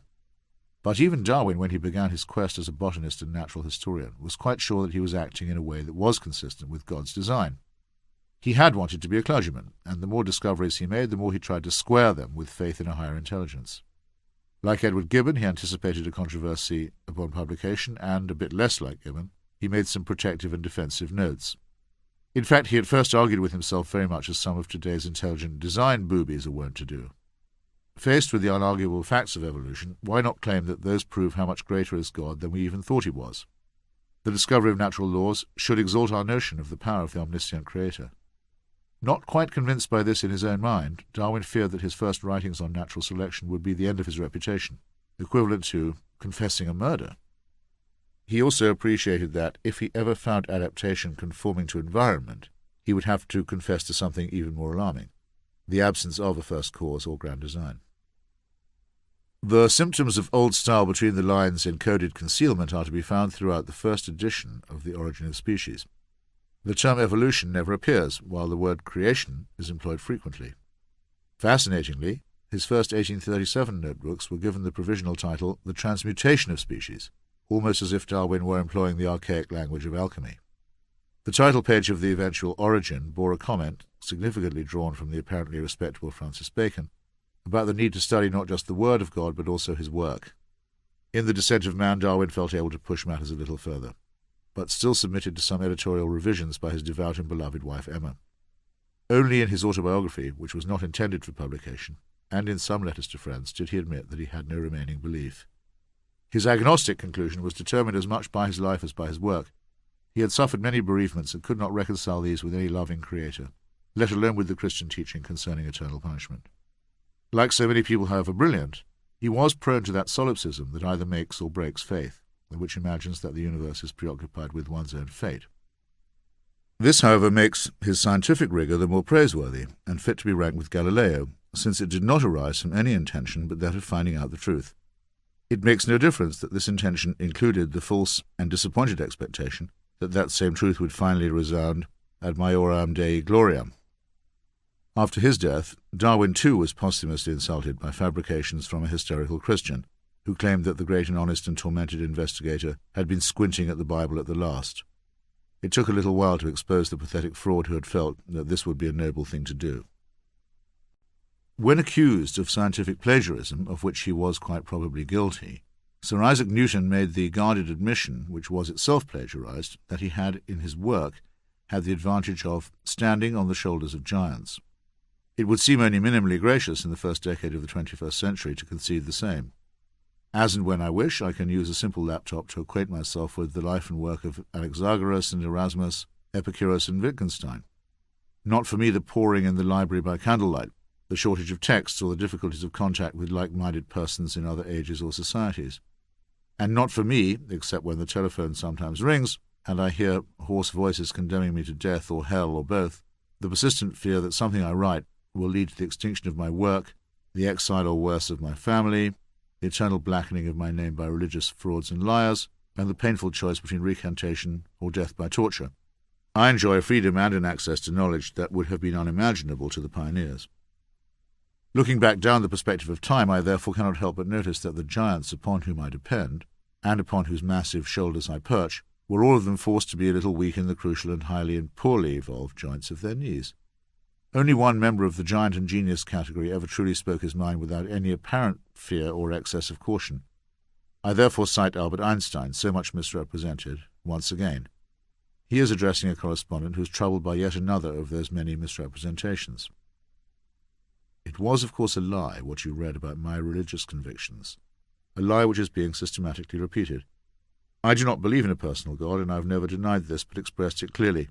If something is in me which can be called religious, then it is the unbounded admiration for the structure of the world so far as our science can reveal it. Years later he answered another query by stating, I do not believe in the immortality of the individual, and I consider ethics to be an exclusively human concern, with no superhuman authority behind it. These words stem from a mind or a man who was rightly famed for his care and measure and scruple, and whose sheer genius had laid bare a theory that might in the wrong hands have obliterated not only this world, but also its whole past and the very possibility of its future. He devoted the greater part of his life to a grand refusal of the role of a punitive prophet, preferring to spread the message of enlightenment and humanism.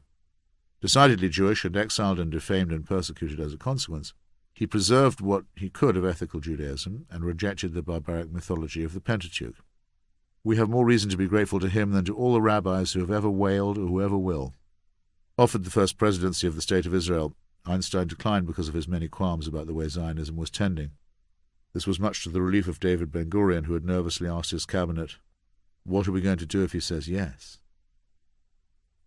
Wreathed in the widow's weeds of grief, the greatest Victorian of all is said to have appealed to her favourite Prime Minister to ask if he could produce one unanswerable argument for the existence of God. Benjamin Disraeli hesitated briefly before his queen, the woman whom he had made Empress of India, and replied, "The Jews, ma'am."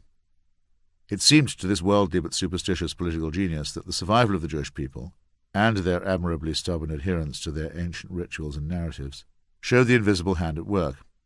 In fact, he was changing ships on a falling tide. Even as he spoke, the Jewish people were emerging from two different kinds of oppression. The first and most obvious was the ghettoization that had been imposed on them by ignorant and bigoted Christian authorities. This has been too well documented to need any elaboration from me. But the second oppression was self-imposed. Napoleon Bonaparte, for example, had with some reservations removed the discriminatory laws against Jews. He may well have hoped for their financial support, but no matter. Yet when his armies invaded Russia, the rabbis urged their flock to rally to the side of the very Tsar who had been defaming and flogging and fleecing and murdering them. Better this Jew-baiting despotism, they said, than even a whiff of the unholy French Enlightenment. This is why the silly, ponderous melodrama in that Amsterdam synagogue was and remains so important. Even in a country as broad-minded as Holland, the elders had preferred to make common cause with Christian anti-Semites and other obscurantists, rather than permit the finest of their number to use his own free intelligence. When the walls of the ghettos fell, therefore, the collapse liberated the inhabitants from the rabbis as well as the Gentiles. There ensued a flowering of talent such as has seldom been seen in any epoch. A formerly stultified population proceeded to make immense contributions to medicine, science, law, politics, and the arts. The reverberations are still being felt. One need only instance Marx, Freud, and Einstein, though Isaac Babel, Arthur Koestler, Franz Kafka, Billy Wilder, Lenny Bruce, Saul Bellow, Philip Roth, Joseph Heller, and countless others are also the product of this dual emancipation. If one could nominate an absolutely tragic day in human history, it would be the occasion that is now commemorated by the vapid and annoying holiday known as Hanukkah. For once, instead of Christianity plagiarizing from Judaism, the Jews borrow shamelessly from Christians in the pathetic hope of a celebration that coincides with Christmas, which is itself a quasi-Christian annexation, complete with burning logs and holly and mistletoe, of a pagan Northland solstice originally illuminated by the aurora borealis. Here is the terminus to which banal multiculturalism has brought us. But it was nothing remotely multicultural that induced Judah Maccabeus to reconsecrate the temple in Jerusalem in 165 BC, and to establish the date which the soft celebrants of Hanukkah now so emptily commemorate. The Maccabees, who founded the Hasmonean dynasty, were forcibly restoring Mosaic fundamentalism against the many Jews of Palestine and elsewhere who had become attracted by Hellenism. These true early multiculturalists had become bored by the law, offended by circumcision, interested in Greek literature, drawn by the physical and intellectual exercises of the gymnasium, and rather adept at philosophy. They could feel the pull exerted by Athens, even if only by way of Rome and by the memory of Alexander's time, and were impatient with the stark fear and superstition mandated by the Pentateuch.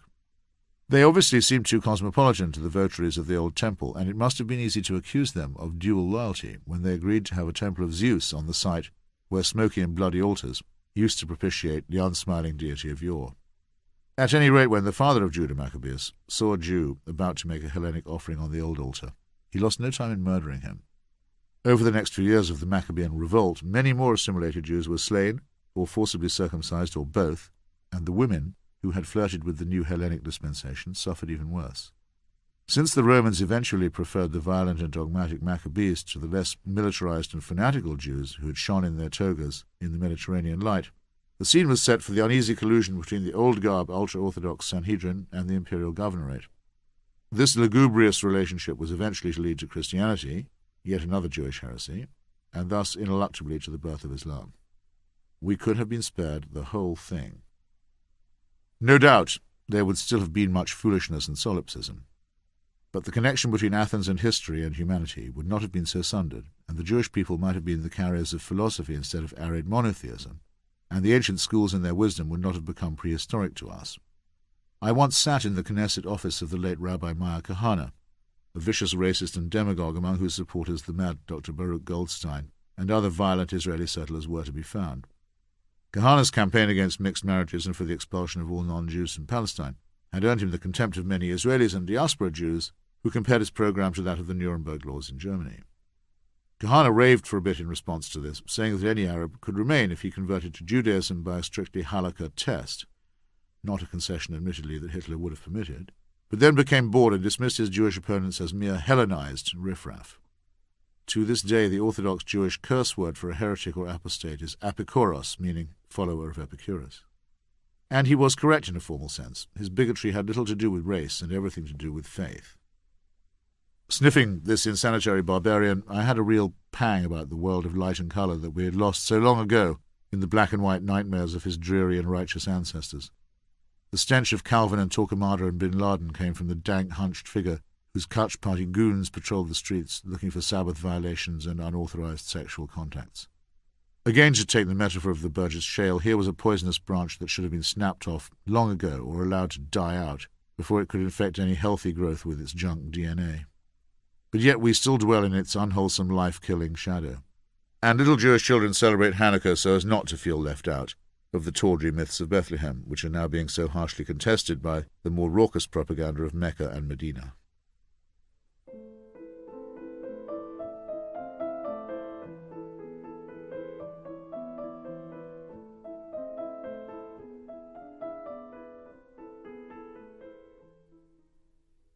Chapter 19. In conclusion, the need for a new enlightenment. The true value of a man is not determined by his possession, supposed or real, of truth, but rather by his sincere exertion to get to the truth. It is not possession of the truth, but rather the pursuit of truth by which he extends his powers, and in which his ever-growing perfectibility is to be found. Possession makes one passive, indolent, and proud.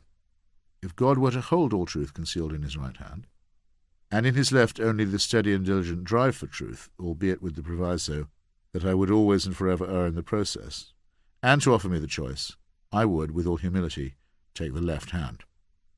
Gotthold Lessing, Anti-Goethe, 1778. The Messiah is not coming, and he's not even going to call. Israeli hit tune in 2001. The great Lessing put it very mildly in the course of his exchange of polemics with the fundamentalist preacher Goethe, and his becoming modesty made it seem as if he had or could have a choice in the matter. In point of fact, we do not have the option of choosing absolute truth or faith. We only have the right to say of those who do claim to know the truth of revelation that they are deceiving themselves and attempting to deceive or to intimidate others. Of course, it is better and healthier for the mind to choose the path of skepticism and inquiry in any case, because only by continual exercise of these faculties can we hope to achieve anything. Whereas religions, wittily defined by Simon Blackburn in his study of Plato's Republic, are merely fossilized philosophies, or philosophy with the questions left out. To choose dogma and faith over doubt and experiment is to throw out the ripening vintage and to reach greedily for the Kool-Aid. Thomas Aquinas once wrote a document on the Trinity and, modestly regarding it as one of his more finely polished efforts, laid it on the altar at Notre Dame so that God himself could scrutinize the work and perhaps favour the angelic doctor with an opinion. Aquinas here committed the same mistake as those who made nuns in convents cover their baths with canvas during ablutions. It was felt that God's gaze would be deflected from the undraped female forms by such a modest device, but forgotten that he could supposedly see anything, anywhere, at any time, by virtue of his omniscience and omnipresence, and further forgotten that he could undoubtedly see through the walls and ceilings of the nunnery before being baffled by the canvas shield. One supposes that the nuns were actually being prevented from peering at their own bodies, or rather at one another's. However that may be, Aquinas later found that God had indeed given his treatise a good review, he being the only author ever to have claimed this distinction, and was discovered by awed monks and novices to be blissfully levitating around the interior of the cathedral. Rest assured that we have eyewitnesses for this event. On a certain day in the spring of 2006, President Ahmadinejad of Iran, accompanied by his cabinet, made a procession to the site of a well between the capital city of Tehran and the holy city of Qum. This is said to be the cistern where the 12th or occulted or hidden imam took refuge in the year 873, at the age of 5, never to be seen again until his long-awaited and beseeched reappearance will astonish and redeem the world. On arrival, Ahmadinejad took a scroll of paper and thrust it down the aperture, so as to update the occulted one on Iran's progress in thermonuclear fission and the enrichment of uranium. One might have thought that the imam could keep abreast of these developments wherever he was, but it had in some way to be the well that acted as his dead letterbox. One might add that President Ahmadinejad had recently returned from the United Nations, where he'd given a speech that was much covered on both radio and television, as well as viewed by a large live audience. On his return to Iran, however, he told his supporters that he had been suffused with a clear green light, green being the preferred colour of Islam, all throughout his remarks, and that the emanations of this divine light had kept everybody in the General Assembly quite silent and still.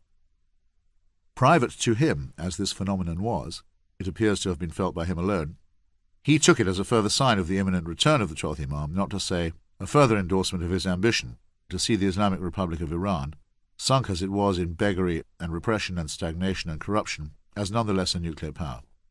But like Aquinas, he did not trust the 12th or hidden Imam to be able to scan a document unless it was put, as it were, right in front of him. Having often watched Shia ceremonies and processions, I was not surprised to learn that they are partly borrowed in their form and liturgy from Catholicism. 12 Imams, one of them now in occultation and awaiting reappearance or reawakening. A frenzied cult of martyrdom, especially over the agonizing death of Hussein, who was forsaken and betrayed on the arid and bitter plains of Karbala. Processions of flagellants and self-mortifiers, awash in grief and guilt at the way in which their sacrificed leader had been abandoned. The masochistic Shia holiday of Ashura bears the strongest resemblances to the sort of Semana Santa or Holy Week, in which the cowls and crosses and hoods and torches are borne through the streets of Spain. Yet again it is demonstrated that monotheistic religion is a plagiarism of a plagiarism of a hearsay of a hearsay, of an illusion, extending all the way back to a fabrication of a few non-events. Another way of putting this is to say that, as I write, a version of the Inquisition is about to lay hands on a nuclear weapon. Under the stultified rule of religion, the great and inventive and sophisticated civilization of Persia has been steadily losing its pulse. Its writers and artists and intellectuals are mainly in exile or stifled by censorship. Its women are chattel and sexual prey. Its young people are mostly half-educated and without employment. After a quarter-century of theocracy, Iran still exports the very things it exported when the theocrats took over: pistachio nuts and rugs. Modernity and technology have passed it by, save for the one achievement of nuclearization. This puts the confrontation between faith and civilization on a whole new footing. Until relatively recently, those who adopted the clerical path had to pay a heavy price for it. Their societies would decay, their economies would contract, their best minds would go to waste or take themselves elsewhere, and they would consistently be outdone by societies that had learned to tame and sequester the religious impulse. A country like Afghanistan would simply rot. Bad enough as this was, it became worse on September 11, 2001, when from Afghanistan the Holy Order was given to annex two famous achievements of modernism, the high-rise building and the jet aircraft, and use them for immolation and human sacrifice. The succeeding stage, very plainly announced in hysterical sermons, was to be the moment when apocalyptic nihilists coincided with Armageddon weaponry. Faith-based fanatics could not design anything as useful or beautiful as a skyscraper or a passenger aircraft, but continuing their long history of plagiarism, they could borrow and steal these things and use them as a negation. This book has been about the oldest argument in human history, but almost every week that I was engaged in writing it, I was forced to break off and take part in the argument as it was actually continuing. These arguments tended to take ugly forms. I was not so often leaving my desk to go and debate with some skillful old Jesuit at Georgetown, but rather hurrying out to show solidarity at the Embassy of Denmark, a small democratic country in northern Europe, whose other embassies were going up in smoke because of the appearance of a few caricatures in a newspaper in Copenhagen. This last confrontation was an especially depressing one. Islamic mobs were violating diplomatic immunity and issuing death threats against civilians, yet the response from His Holiness the Pope and the Archbishop of Canterbury was to condemn the cartoons. In my own profession there was a rush to see who could capitulate the fastest by reporting on the disputed images without actually showing them, and this at a time when the mass media has become almost exclusively picture-driven. Euphemistic noises were made about the need to show respect, but I know quite a number of the editors concerned and can say for a certainty that the chief motive for restraint was simple fear. In other words, a handful of religious bullies and big mouths could, so to speak, outvote the tradition of free expression in its western heartland. And in the year 2006 at that. To the ignoble motive of fear, one must add the morally lazy practice of relativism. No group of non-religious people threatening and practicing violence would have been granted such an easy victory or had their excuses, not that they offered any of their own, made for them. Then again on another day, one might open the newspaper to read that the largest study of prayer ever undertaken had discovered yet again that there was no correlation of any kind between intercessory prayer and the recovery of patients. Well, perhaps some correlation. Patients who knew that prayers were being said for them had more post-operative complications than those who did not, though I would not argue that this proved anything. Elsewhere, a group of dedicated and patient scientists had located, in a remote part of the Canadian Arctic, several skeletons of a large fish that 375 million years ago exhibited the precursor features of digits, proto-wrists, elbows, and shoulders.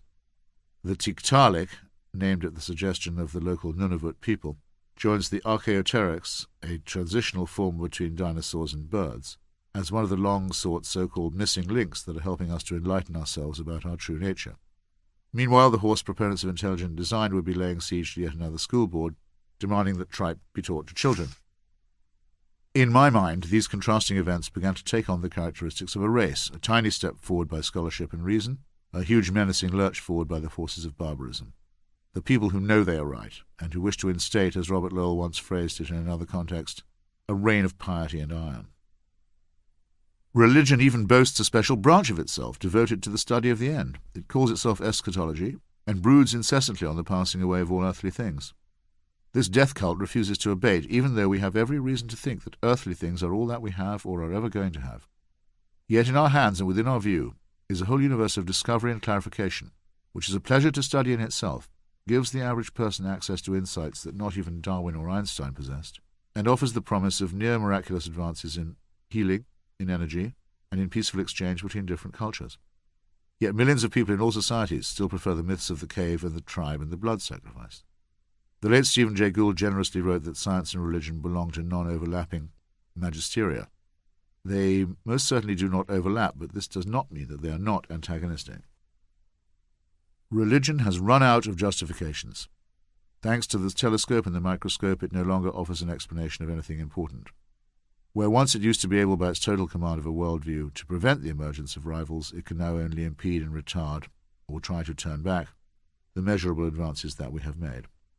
Sometimes, true, it will artfully concede them, but this is to offer itself the choice between irrelevance and obstruction, impotence or outright reaction, and given this choice, it is programmed to select the worst of the two.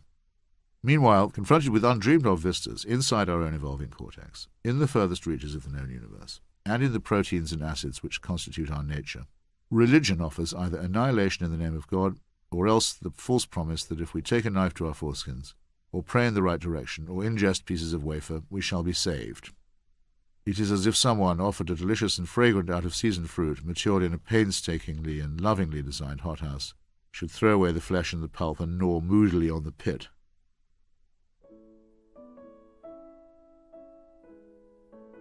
Above all, we are in need of a renewed enlightenment which will base itself on the proposition that the proper study of mankind is man and woman. This enlightenment will not need to depend, like its predecessors, on the heroic breakthroughs of a few gifted and exceptionally courageous people. It is within the compass of the average person. The study of literature and poetry, both for its own sake and for the eternal ethical questions with which it deals, can now easily depose the scrutiny of sacred texts that have been found to be corrupt and confected. The pursuit of unfettered scientific inquiry and the availability of new findings to masses of people by easy electronic means will revolutionize our concepts of research and development. Very importantly, the divorce between the sexual life and fear, and the sexual life and disease, and the sexual life and tyranny can now at last be attempted, on the sole condition that we banish all religions from the discourse. And all this and more is, for the first time in our history, within the reach, if not the grasp, of everyone. However, only the most naive utopian can believe that this new humane civilization will develop, like some dream of progress, in a straight line. We have first to transcend our prehistory and escape the gnarled hands which reach out to drag us back